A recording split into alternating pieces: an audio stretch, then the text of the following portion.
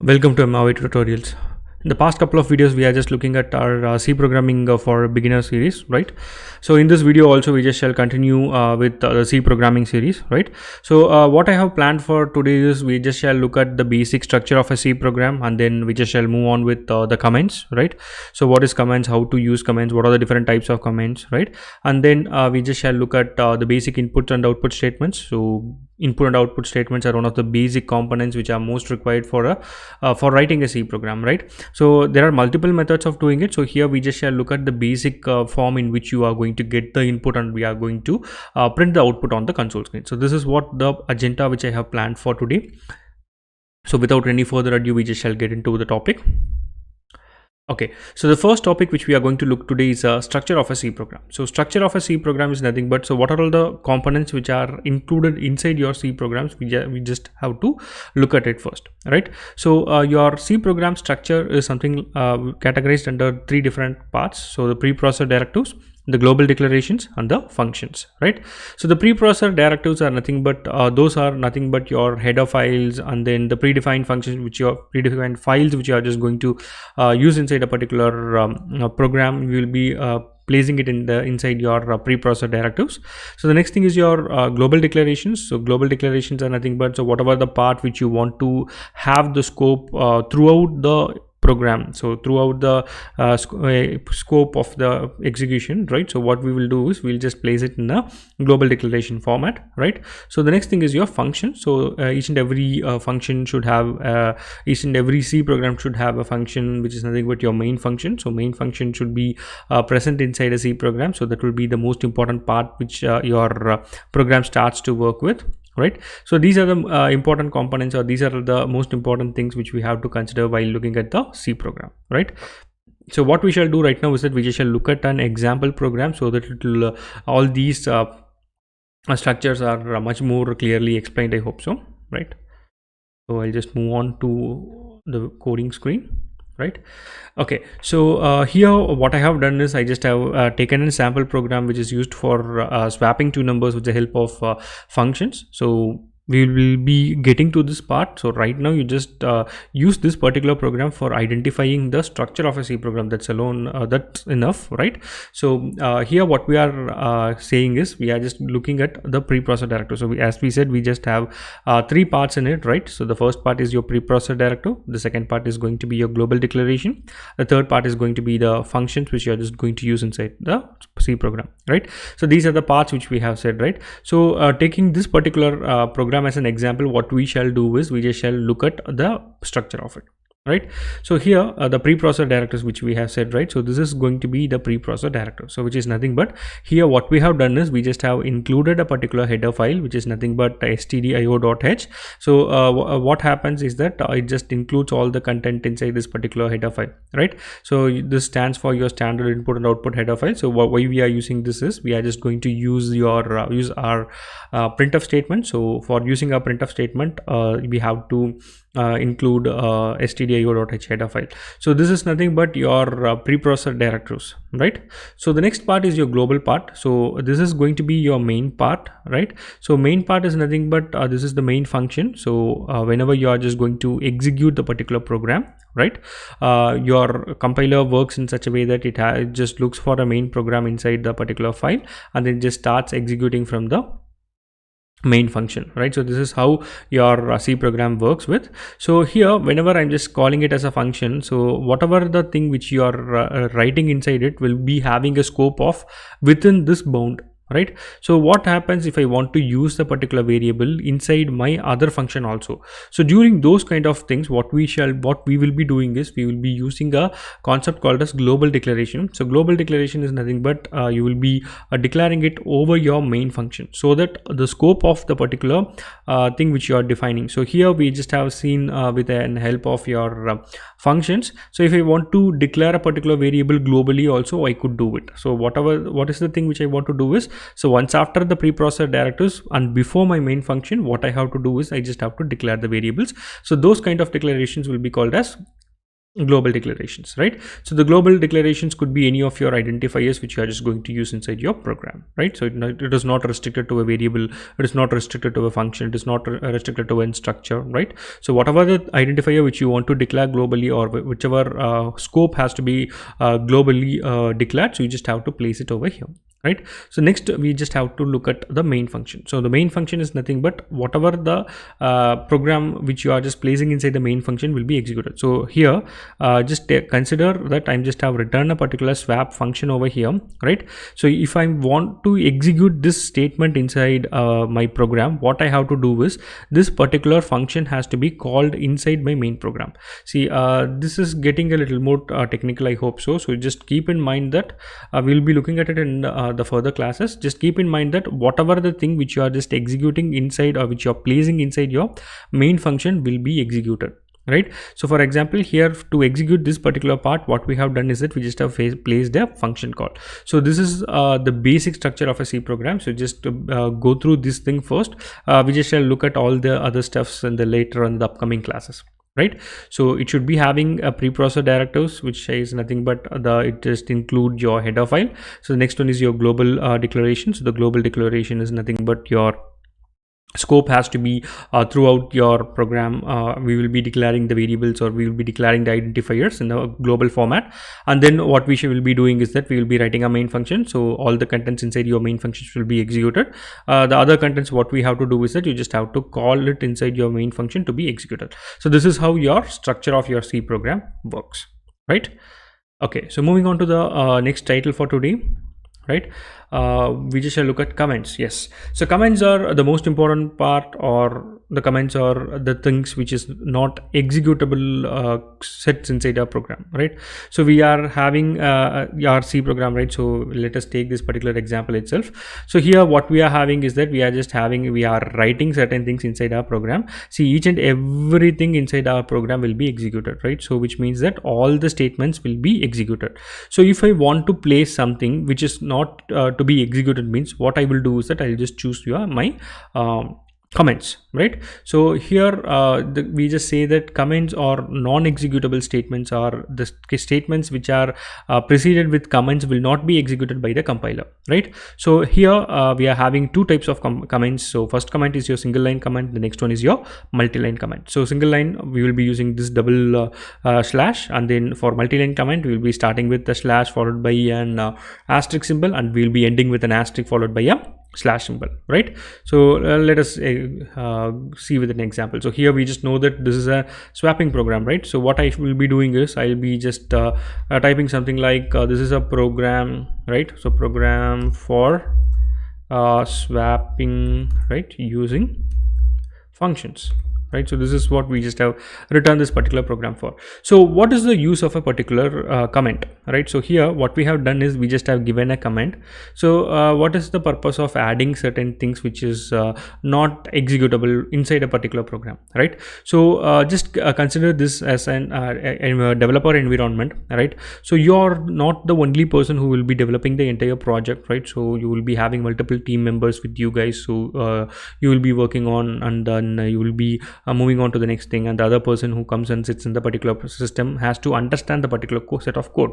So during those kind of processes and all, your comments will play a vital role. So for example, here itself what we just have said, while looking at your structure of C program, we just said that this is a preprocessor directive, right? So what I could do is that I just shall add a comment at the end of the statement stating that this is a preprocessor directive. Okay, so if I'm just mentioning it like this, so it will be much more understandable for the other person who is just coming new or coming fresh and looking at a particular code, right? So here we just have mentioned that, so this is going to be a global declaration, right? So I just mention it as global declaration.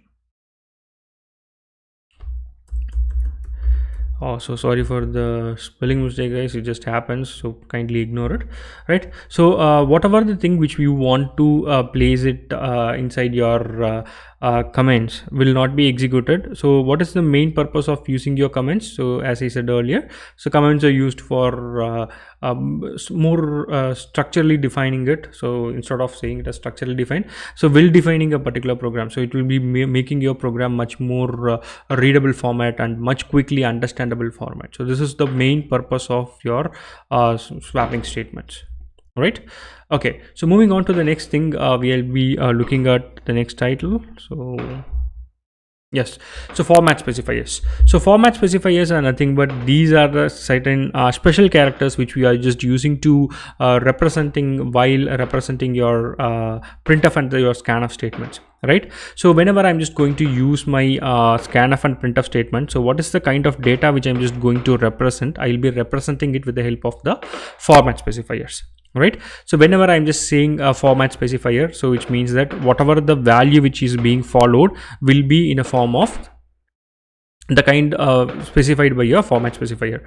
So sorry for the background noise, guys. So it is Diwali time, and then a lot of my neighbors are bursting crackers right now. So hopefully kindly ignore those things, right? Okay, so here what happens is that we are just looking at the various format specifiers. So the %c is used for representing character data type. So we just have seen multiple data types, right? So depending upon the kind of data type which you are just going to use or which we are using inside the program, we will be using a format specifiers based on it, right? So for representing a character data type, what I will do is that I will be using a format specifier %c. So similarly for representing an integer data type, I'll be using %d. So similarly for using float, I'll be using %f. So similarly it just keeps on continuing for different data types also, right? So what we will be doing is we will be looking at the scanf and printf statement in the upcoming slide. So we just shall look at it clearly with the help of an example while looking at your scanf and the printf statement, right? So moving on to the next type, as I said earlier, we are just going to look at the basic input and output statements, right? So input and output statement plays a vital role, or this is one of the major block which we are just going to consider while writing a program, right? So what am I looking at here? I'm just looking at the scanf statement. So scanf statement is nothing but this is the kind of statement which we are just using to get the input from the user from the console screen, right? So this is also a predefined function. As I said earlier, this is present inside your header file stdio.h, right? So standard input and output.h header file contains your scanf statement, right? Okay, so we just shall look at the general syntax of it. So looking at the general syntax, we just start with the keyword called as scanf, right? Followed by opening a parenthesis mark, and then we have to specify the format specifier, so which we have seen right now. So depending upon the data which we are just going to get from the user, you just have to use the particular format specifier, right? And once after placing the format specifier, you just have to close it inside or enclose it inside your double quotation mark followed by a comma, and you will be using an ampersand symbol, right? So here, what is the purpose of using an ampersand symbol? So scanf statement will always be accompanied with an or prefixed with an ampersand symbol with the help with your variable name, right? So what is the need of it? What is the purpose of it is, so the values which you are getting is being stored inside the address of this particular variable name. So what happens is that we have to place your ampersand symbol. So always keep in mind that while using your scanf statement, you just have to use an ampersand symbol. So why? Because is that we are just going to store the value which you are getting in the address of the particular variable name, right? So again, we just shall look at it with the help of an example in a further detailed manner. So we just shall move on to the next thing, your printf statement, right? So looking at the printf statement here, also it is also a predefined function. It is also present inside your header file standard input and output.h, right? So here the statement begins with printf and the opening parenthesis, and it just starts with a double quotation mark. So whatever the thing which you are just presenting or placing inside your double quotation mark will be printed as such inside your printf statement. If you want to print a value of it, you just have to use your format specifier and then followed by a comma, which is nothing but a separator operator, and then you have to print your variable name, right? So this is how you will be using your printf statement. So what we shall do right now is that we just shall look at it with the help of an example, right? So I'll just move on to the tab over here, right? Okay, so we just know that we are going to write a program, which this particular program is for input and output statement. So what I will do is that I'll just mention it. So program for input and output. So I'm just mentioning it like this. So again, kindly ignore the spelling mistakes which I just do, right? Okay, so this is a program for input and output statement. So this is a general structure which is given by the particular program itself. So we just shall consider it itself. So what is happening over here? So we just have taken a printf statement, right? So what we are doing over here is we are just typing whatever the thing inside the double quotation will be printed as such, as I said, right? So what I do, I just run the particular program. So what happens, the hello world will be printed. So what is the content which you have to place inside a double quotation mark? So it could be a word, or it could be a number, whatever the thing you are just giving inside a double quotation, it will be printed as such. So let us give an example. So what I will be doing is that I'll be okay. So if I'm just changing something like this, and if I'm just running the particular program, what has happened is that it will be printed. So similarly, what I do, I'll just click over here, right? Number something, I'm just typing something, and the special characters also, if I want to print, I just shall use the special characters also, right? If I just run the particular thing, what happens? So the output will be printed over here. So it just states whatever the thing which I'm just going to use, or which I have printed inside the double quotation mark. So this is how your printf statement works for a string, right? So for printing a string, it is much simpler than you imagine, right? So what if I want to print a value? So here what I do is I just use the same thing. So for example, I just use an variable called as in a with the help of your integer data type. I'm just assigning a value to it, such as 10 over here, right? So what am I going to do is I'm just printing that the value of a is, right? So if I want to print the value a, so what I have to do, so here if whatever the content which I'm just printing, it will be printed as I said, right? So inside the double quotation mark will be printed. So if I want to print a value, what I have to do, so here what is the kind of data it just it is an integer data, right? And then what is the value which you are going to print? We are going to print the variable a. It is of data type integer. So what am I going to do is I just have to specify the format specifier, which is nothing but the %d, right? So it is used for specifying the integer data type, and then followed by, once after closing your double quotation mark, you just have to give the variable name for it. So what is the variable which I want to print? A. So the value inside your a has to be printed. So right now we just shall run this particular program, and we just shall see it, right?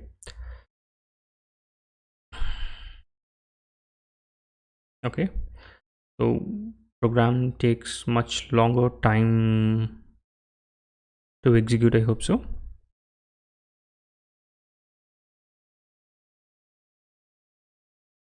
Okay, so just compiles, so let us wait for it.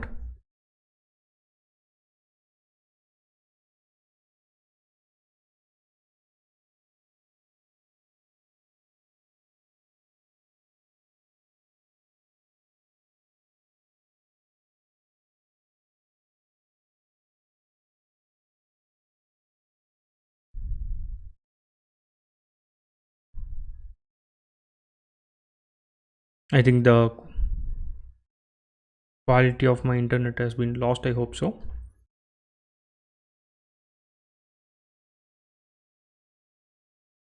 Okay, so the value of a is 10, it is being printed over here. So what if I want to print another value over here? So similarly, what I could do is I just shall do another %d, right? So the %d, I'm just giving another %d, and then I just give a comma. I just place in another variable, the same variable I just have used right now, a, right? So I'll just place it like this, and then I just run the particular program again. So what has happened? The value of a is :10 : a. So if I want to give something like variable inside it, I just run this particular thing. So whatever the thing which you are just giving inside the double quotation will be printed as such. Whatever the thing which you are giving using your format specifier will be printed with the help of your variable, right? Sorry, values of the particular variable. So this is how it will be happening, right? So what if I want to here in this particular program I just have assigned a particular value. So what if I want to get the value from the user? So what I will be doing is I will be just declaring the particular variable.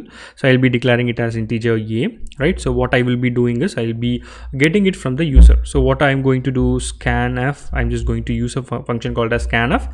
So what is that kind of data which I'm just going to get? I'm just going to get an integer data. So inside double quotation mark, what I do, I just give a %d, right? And after it, after your double quotation, I have to give a comma and I have to place an ampersand symbol. So since it is a scanf statement, I have to place an ampersand symbol before the variable name which I'm just going to get. So what is the variable name? So a is going to be the variable name. I'm just a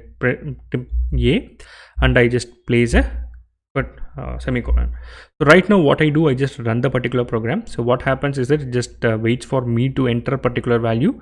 So I just type 23 and I just press enter. So the value is 23xd 23, right? So this is how you just get a value from the user. So whenever you are just taking a look at it while running it, it just moves on to the empty screen such a way that what is happening, I just don't know, right? So what I can do is I just could make it much more formatted manner or much more attractive manner by placing another printf statement ahead of my scanf statement stating that enter a value like this, right? So whenever I just run this particular program, what happens is that it will be prompting, right? So I have not placed my semicolon, right? I just run it, right? So enter a value. So in the previous execution, what has happened is that we haven't placed anything such a way that we haven't placed your printf statement, so that an empty screen has occurred.